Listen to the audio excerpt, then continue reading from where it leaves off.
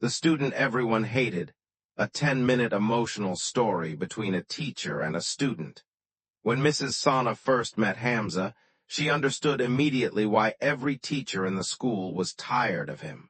He was late on the very first day of the new term, not 5 minutes late, not 10, almost 40 minutes late. The classroom door opened with a loud creak, and in walked a thin boy with messy hair, a wrinkled uniform, and eyes that looked like he hadn't slept in days. He didn't apologize, he didn't even look embarrassed. He just walked to the last bench, dropped his bag, and sat down. The class giggled. Mrs. Sana, the new Urdu teacher, placed her chalk on the table and said calmly, "What is your name?"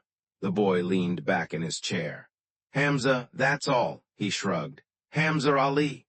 "You are 40 minutes late, Hamza." "I know." No apology, no excuse, just those 2 words. The class waited for Mrs. Sana to explode, but she didn't. She simply nodded and continued the lesson. But as the days passed, she started hearing the same thing from every teacher. "Hamza is rude. He doesn't do homework. He sleeps in class. He fights with other students. He's wasting his life." And honestly, from what she saw, none of it seemed false. Hamza never submitted work on time. He often answered back. If someone teased him, he reacted with anger so quickly it was almost frightening.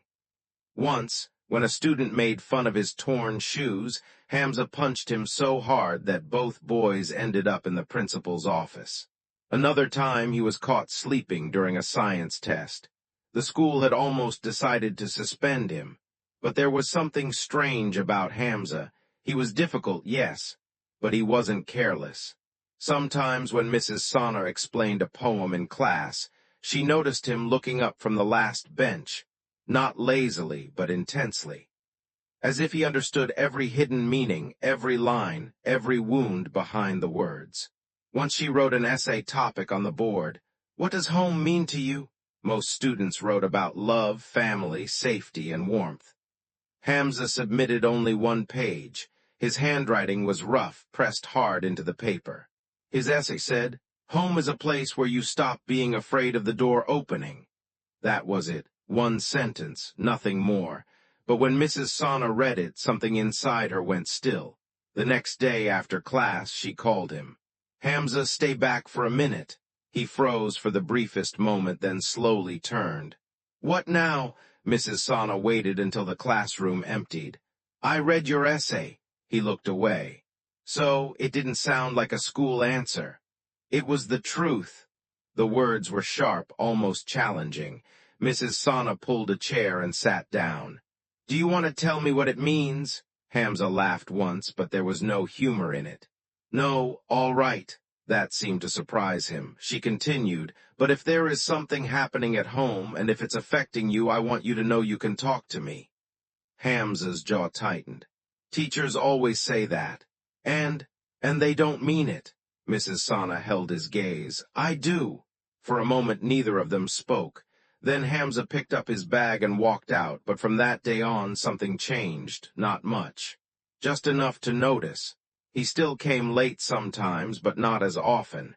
He still sat at the back, but now he listened more carefully. Once he even submitted his homework, unfinished but submitted. Mrs. Sana didn't praise him in front of the class. She simply wrote at the top of the page, "Good. Try again. You can do better." The next week Hamza turned in another assignment. This one was complete. Then one afternoon, as school ended and students rushed out laughing, Mrs. Sana saw Hamza in the corridor with blood on his lip. She hurried toward him. "What happened?" "Nothing." "Hamza." He wiped his mouth with the back of his hand. "I fell. Who hit you?" "No one." She stepped closer. "Look at me." He didn't, and that was enough to tell her everything. "Come with me," she said. "I'm fine." That wasn't a suggestion.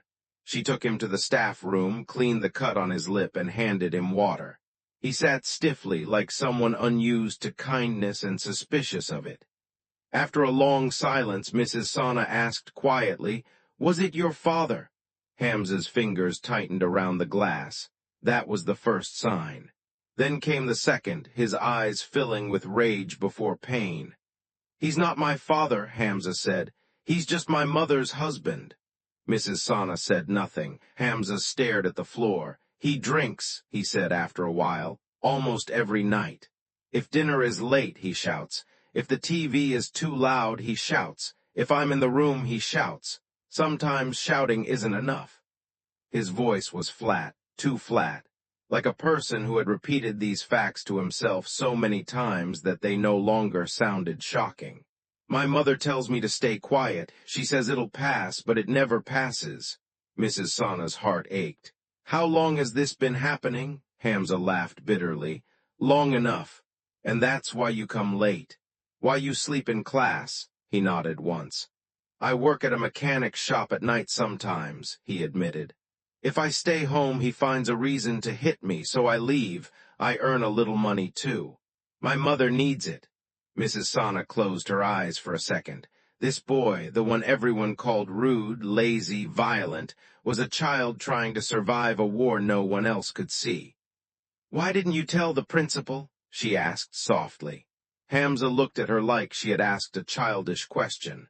Because then what? They call him, he denies it. My mother gets scared, I go home, he beats me more. Mrs. Sana had no easy answer. So instead, she said the only honest thing. You shouldn't have to live like this. For the first time, Hamza's anger cracked. He looked away quickly, blinking hard. That evening, Mrs. Sana couldn't stop thinking about him. She knew this wasn't something a few kind words could fix. The next day, she spoke privately with the school counselor and the principal. At first, they were hesitant. Schools often avoid family matters. But Mrs. Sana refused to let it go. This is not misbehavior, she said firmly. This is a child drowning in pain while we punish him for not swimming properly. The school eventually contacted a child protection helpline and arranged a safe, careful intervention through legal channels. It wasn't simple, it wasn't fast, and it certainly wasn't dramatic like in films. It took weeks. During those weeks, Hamza almost gave up many times. He got into another fight. He skipped class twice. Once he shouted at Mrs. Sana, "You should have left me alone." She didn't shout back. She simply said, "You're angry because someone is finally trying to help and you don't trust that help will stay. I understand. But I'm not leaving." That sentence broke something in him. He sat down on the classroom floor and cried like a little child. Not the quiet crying of embarrassment. The deep, shaking crying of someone who had been strong for too long. Mrs. Sana didn't try to stop him. She just sat beside him until he could breathe again. Months passed. Slowly, things began to change. Hamza and his mother were moved to safer accommodation with help from relatives and legal support. His attendance improved. The bruises stopped appearing. He was still rough around the edges, still quick to anger, still carrying scars no one could erase overnight, but he was no longer drowning alone. And then came the annual school writing competition. The topic was, "The Person Who Changed My Life." When Hamza's name appeared on the list of participants, the entire class was shocked. "Hamza wrote something voluntarily," one student whispered. The day of the competition, Hamza stood on stage with a folded paper in his hand. His voice trembled as he began reading. People think a bad student is just a bad student. They think he is lazy, rude, useless, and hopeless. They don't ask why he sleeps in class.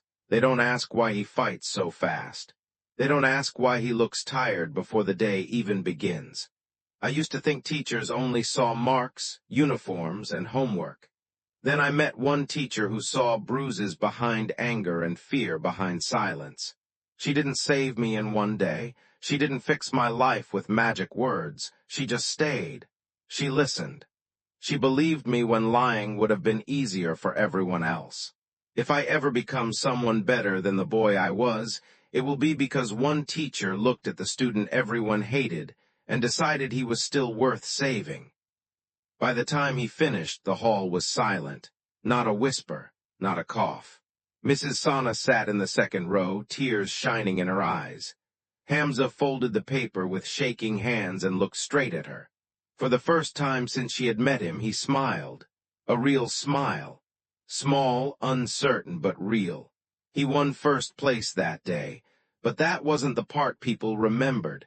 What they remembered was what happened after the ceremony.